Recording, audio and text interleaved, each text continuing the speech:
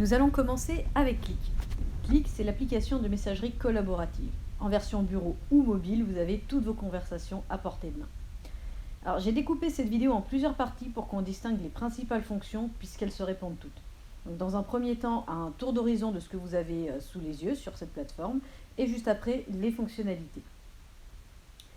Lorsque vous connectez pour la première fois, Click va vous proposer d'ajouter des utilisateurs directement. Alors, vous pouvez passer cette étape si vous avez déjà vos utilisateurs enregistrés depuis le panneau administrateur, c'est-à-dire ce qu'on vient juste de faire. Mais voilà, vous avez toujours cette possibilité d'ajouter directement un prénom, une adresse mail et c'est envoyé. Et vous n'avez plus qu'à attendre la confirmation. Notre interface se présente ainsi. Sur ma gauche, j'ai mes conversations selon leur catégorie. Épingles, conversations, canaux, contacts et robots. Épingles, ce sont les conversations mises en favori pour pouvoir y accéder rapidement. Les conversations, c'est toutes les conversations auxquelles vous participez ou avez participé au moins une fois. Qu'il s'agisse d'un chat entre deux personnes, un canal, une conversation de groupe, elles seront toutes dans cette catégorie, de la plus à la moins récente. Les canaux que vous pouvez créer et ou rejoindre, ça sera par là. Je vous montre comment faire juste après. Mes contacts, où l'on voit déjà mon acolyte, que je vais voir de ce pas. Je peux entamer la conversation directement pour ce début d'utilisation. Bonjour, François. D'ailleurs, depuis son nom, si je passe la souris, j'ai les informations à son sujet et les actions directes qu'on peut faire. Envoyer un message, appeler, vocalement ou en vidéo, et des informations, c'est-à-dire aller voir son profil. Je l'invite pour qu'il fasse partie de mes contacts, justement.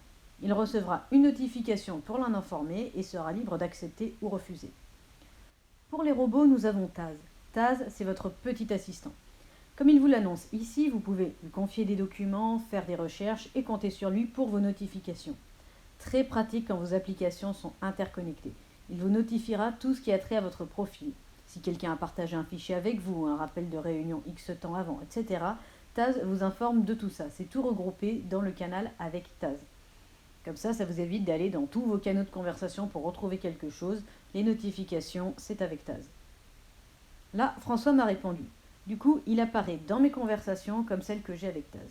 Et maintenant, j'ai même la possibilité de l'épingler avec cette icône. Et comme ça, il est dans mes favoris et je pourrai le retrouver d'entrée de jeu. C'est mon associé, donc on va être amené à communiquer très souvent. Vous avez vu ainsi comment s'agencent les conversations. On va passer maintenant aux canaux et les conversations qu'ils orchestrent. Comment créer un canal? On clique sur le plus ici pour en créer un nouveau et j'ai cette fenêtre glissante qui vient de la droite.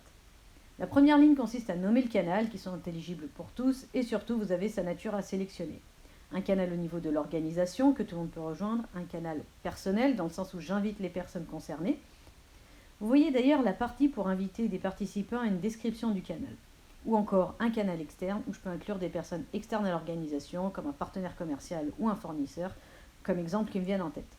On va en créer quelques-uns ensemble et je vais créer un canal externe. Je lui donne un nom, Lyon, soyons spécifiques quant à l'optique de ce canal. J'invite les personnes dès maintenant ou ultérieurement et je mets une description pour que les invités comprennent de quoi il s'agit.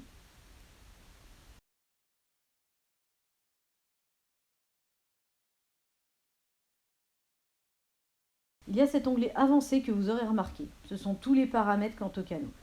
Pas vraiment besoin de les changer, à moins que vous ne vouliez encore augmenter la sécurité et supprimer des autorisations, mais c'est vraiment du jusqu'au boutisme à ce niveau-là. Moi je laisse comme ça et je vais créer mon canal. Et le voilà qui apparaît en fenêtre pré-entamer la discussion et dans mes conversations puisqu'il est dans les récents. On se fait un canal d'entreprise? À nouveau, plus, créer, je nomme et sélectionne. Je peux y mettre une photo si j'ai envie. Et là, je peux soit laisser rejoindre les personnes, soit ne le faire que par invitation. Je vais le laisser ouvert, c'est-à-dire que tout le monde peut le trouver et le rejoindre si l'envie se fait.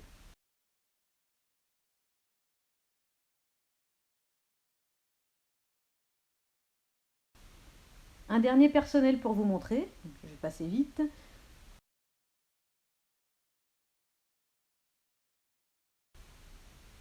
Et voilà notre dernier canal. D'ailleurs, j'ai oublié de le dérouler, mais en cliquant sur canaux, les voilà qui apparaissent, classés en fonction de leur catégorie. Dans mon canal Team Building, désolé, j'ai posté GIF, hors champ, je peux aller transmettre mes émotions, GIF ou GIF, comme vous le dites, les emojis, les emojis et tout ça. Ça va nous faire une transition pour le transfert de fichiers tant que l'on est sur ces boîtes de dialogue. En effet, rien qu'à partir de 2 boutons, on a une multitude de possibilités. Parce que, réfléchissons, qu'est-ce que je transmets à mes collaborateurs? Il est plus courant que nos conversations impliquent des supports. Tu sais, le fichier dont je t'ai parlé. Je t'ai pas montré le brouillon? Attends, je t'envoie ça. Pour vous éviter de devoir migrer sur d'autres onglets ou d'autres applications, comme devoir aller sur votre mail pour envoyer une pièce jointe, Qlik vous permet le transfert de fichiers. Mais pas que. En effet, non seulement donc on peut transmettre à l'autre dans une conversation des fichiers, mais on peut aussi agir sur les messages qui ont déjà été publiés, d'autre part. Donc si on revient sur notre fenêtre de conversation, vous avez votre fenêtre pour écrire et sur le trombone pour le partage de fichiers. Donc pour partager un fichier, j'ai le classique depuis le bureau. Exemple, j'ai pris une capture d'écran et je la partage pour qu'on discute de ce qui a attiré mon attention. Je peux me mettre une légende. Voilà, pourquoi. Et puis pourquoi pas en l'annotant. Comme ça, je souligne vraiment ce qui m'a perturbé sur ce que j'ai vu avec cette capture d'écran. Et je publie avec ma question. Je peux joindre des fichiers qui sont en cloud et heureusement, on ne va pas télécharger depuis le cloud sur son ordinateur pour le repartager après sur l'appli. Perte de temps. Alors, depuis le cloud, il va me demander quel cloud? OneDrive, Google Drive, Dropbox, OneDrive, Box ou Evernote? Donc moi, ça va être dans mon OneDrive et je sélectionne le fichier qui m'intéresse et j'ai toujours ma fenêtre pour la légende. Et je peux évidemment ajouter d'autres fichiers pour un envoi groupé. Ensuite, je peux envoyer un tableau blanc, notre fameux. C'est histoire de montrer mes idées. Donc, je vais accélérer ici. C'est davantage pour vous montrer les fonctionnalités pour exprimer votre pensée. Donc voilà, pour mon team building, j'ai mon idée 1, idée 2.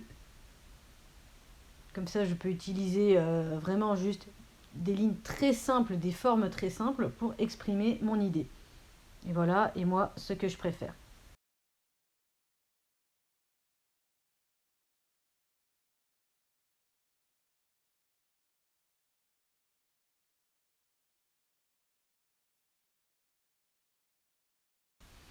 Et j'envoie avec mon commentaire, mon opinion. Et enfin, surtout pour les développeurs, vous pouvez partager des morceaux de code. J'ai cette fenêtre qui s'ouvre et je peux donner un titre et mettre mon morceau de code et choisir le langage dans lequel c'est écrit. Alors, par défaut, c'est en détection automatique, donc il va le reconnaître. Soit vous pouvez aller dans la longue liste, Apache, CSS, HTML, PHP, Python, JSON, pour ceux que je peux vous citer. Et vous pouvez toujours mettre votre commentaire et envoyer.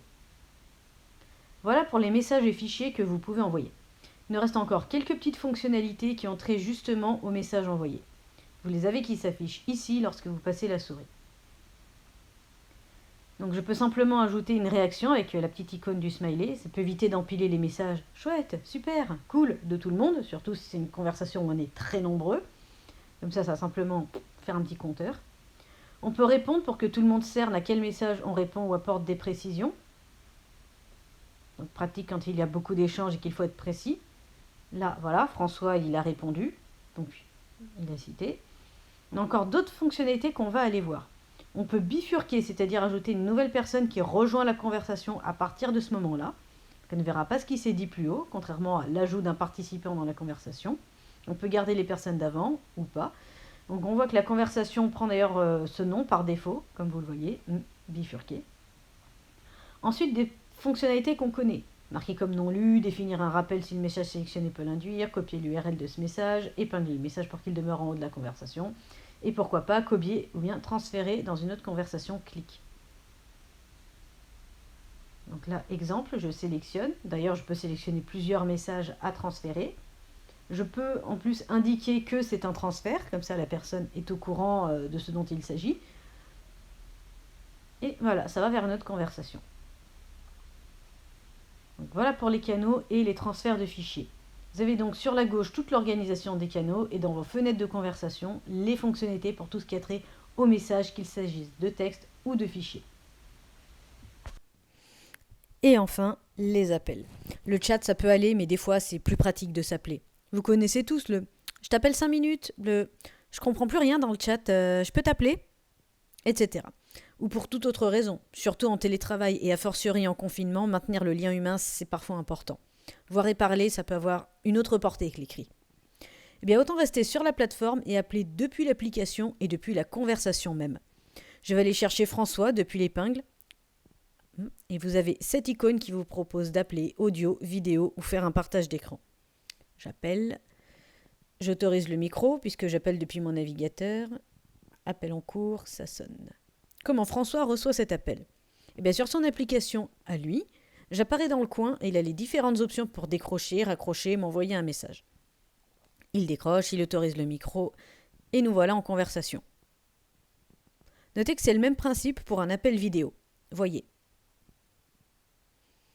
Et là même, François peut répondre avec ou sans sa caméra. Et je passe vite pour le partage d'écran car vous êtes familier de la manipulation. Si je veux passer des appels au sein d'un groupe, les fonctionnalités vont être légèrement différentes mais tout aussi faciles. J'ai mes deux options aussi, diffusion ou appel de groupe. Si je veux faire une diffusion, c'est par ici. J'ai même la possibilité d'avoir mon acolyte pour diffuser la bonne parole au groupe. Mais je décide de le faire seul. Je n'ai qu'à donner un sujet à ma diffusion, apéritim, parce que je suis très créative comme fille, et je lance. J'ai mon micro, ma caméra et à vous les studios. Une diffusion avec tout ce qui fait l'optique d'une visio. Les agencements possibles de l'écran, la fenêtre de chat. Voilà, c'est pour ça que je passe vite, rien qui ne soit très, très nouveau. Dès que c'est fini, je retrouve mon écran et j'enchaîne avec un appel de groupe. Le sujet, quel groupe, appel vidéo ou audio, et c'est parti. On y va en audio. Je me lance. François a reçu la notification et il arrive. Et on voit même que nos micros sont activés. Allez, on s'arrête là. On revient à notre plateforme. Et bien voilà un tour assez conséquent de ce qu'on peut faire sur Click. Un dernier tour de quelques paramètres de personnalisation pour que vous puissiez travailler à l'aise. Puisque vous allez être notifié, autant bien régler pourquoi et de quelle manière et également personnaliser quelques paramètres pour que vous maîtrisiez le logiciel et non l'inverse. Je dis cela surtout dans l'optique où vous pouvez avoir beaucoup de conversations ouvertes et ne plus savoir où vous en êtes. Déjà en haut à gauche, vous avez la possibilité de désactiver le son des notifications. On n'y pense jamais jusqu'au moment où on est en appel au téléphone et que la sonnerie retentit. La fonction recherche va être un allié aussi puissant que Taz. Quel que soit le mot que vous recherchez, elle va tout vous trouver. Un groupe, une personne, un fichier. Quand on ne se souvient plus qui a dit quoi dans quelle conversation ou que vous n'avez pas le courage de remonter le fil pour retrouver un message précis, un simple mot-clé va vous faire gagner un temps précieux. Je cherche si on a parlé d'un meeting, ça peut me retrouver le lien, meeting carrément. Juste à côté de la barre de recherche, vous avez de quoi faire une action directe sans passer par une conversation.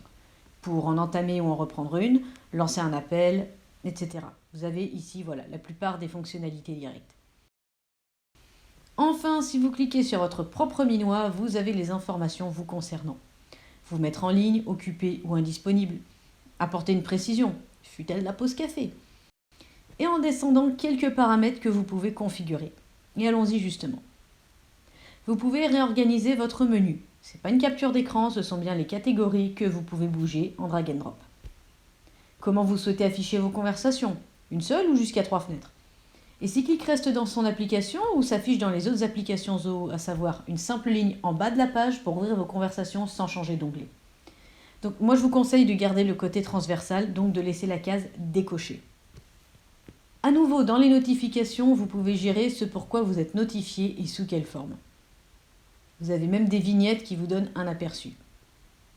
Est-ce qu'on change le son et pour quelle optique ? Quid de l'email ?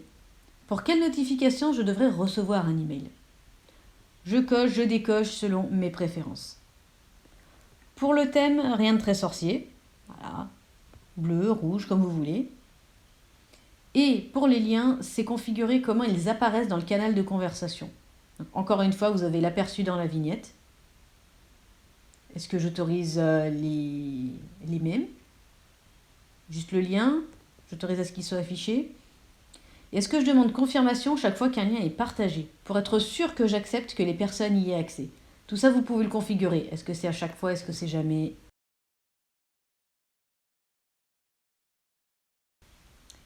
Et enfin, vous pouvez gérer vos informations personnelles. Votre nom, votre photo, vos coordonnées. Donc, vous savez maintenant qu'il suffit de cliquer sur votre propre trombine pour pouvoir avoir vos paramètres, aller peut-être paramétrer de nouveaux bots à côté de Taz.